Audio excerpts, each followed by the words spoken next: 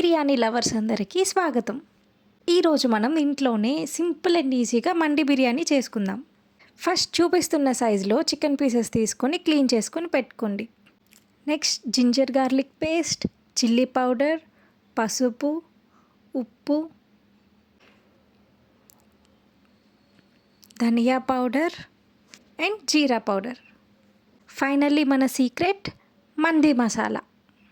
ఇది ఇంట్లోనే చేసుకోవచ్చు. నేను నెక్స్ట్ వీడియోస్లో చెప్తా ఎలా చేయాలనేది. ఇప్పుడు అందులో ఒక నిమ్మకాయ వేసుకొని ఒక 2 టేబుల్ స్పూన్స్ ఆఫ్ ఆయిల్ వేసుకొని దీన్ని మొత్తాన్ని బాగా మిక్స్ చేయాలి.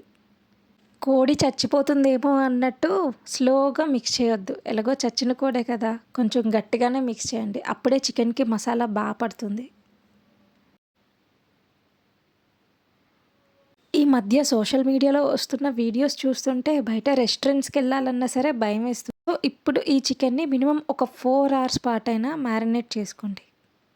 నెక్స్ట్ బాస్మతి రైస్ మినిమం ఒక 1/2 hour పాటైనా నానబెట్టుకోండి. అప్పుడు మనకి రైస్ చాలా పొడుగ్గా మంచిగా వస్తుంది. నెక్స్ట్ ఒక బౌల్ పెట్టి బిర్యానీ ఆకు, దాల్చిన చెక్క, యాలక, ఎండి కసూరి మేతి వేసి వేడి చేసుకోండి. సో అక్కడ వాటర్ హీట్ అయ్యాక ముందైతే మ్యారినేట్ చేసుకొని పెట్టుకున్న చికెన్ని బయటకు తీసుకోండి. సో చూపిస్తున్న విధంగా ఇలా హోల్స్ ఉన్న బౌల్ అయితే ఒకటి తీసుకోండి.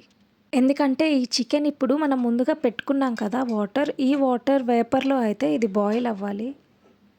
ఆల్మోస్ట్ 90% ఆఫ్ చికెన్ ఇలానే కుక్ అయిపోవాలన్నమాట. దీన్ని హై ఫ్లేమ్లో 10 minutes, మీడియం ఫ్లేమ్లో 10 minutes పెడితే చాలు, ఆల్మోస్ట్ కుక్ అయిపోతుంది. ఎవ్రీ 5 minutesకి ఇటు అటు చేంజ్ చేస్తూ ఉండండి.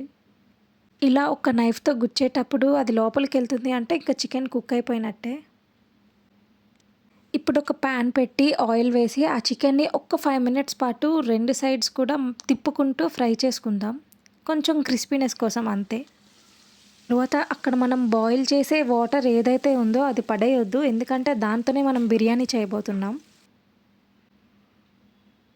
ఇప్పుడు ఒక లిడ్ పెట్టుకొని అందులో కొంచెం ఆయిల్ వేసి నేను చెప్పాను కదా ఏదైతే మనం బాయిల్ చేసిన వాటర్ ఉందో ఆ వాటర్ని తెచ్చి పోసుకోవాలి. ఇందులోనే కొంచెం సాల్ట్, కొత్తిమీర వేసుకొని హీట్ చేయండి. వాటర్ బాయిల్ అయ్యాక మనం నానబెట్టుకున్నాం కదా బాస్మతి రైస్, ఆ రైస్ తీసుకొచ్చి ఇందులో వేసేయండి.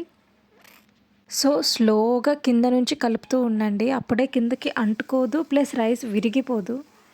రైస్ చూసారా ఎంత చక్కగా ఉందో, అంటుకోకుండా విరిగిపోకుండా. ఇలానే స్లోగా కలపాలి. ఆల్మోస్ట్ 90% ఆఫ్ రైస్ అయితే కుక్ అయిపోయింది. ఈ స్టేజ్లో కొంచెం పుదీనా, కొత్తిమీర వేసుకుందాం. నెక్స్ట్ కాజు, బాదం, కిస్మిస్ మీ దగ్గర ఏముంటే అవి డ్రై ఫ్రూట్స్ గీలో రోస్ట్ చేసుకొని వేసుకోండి.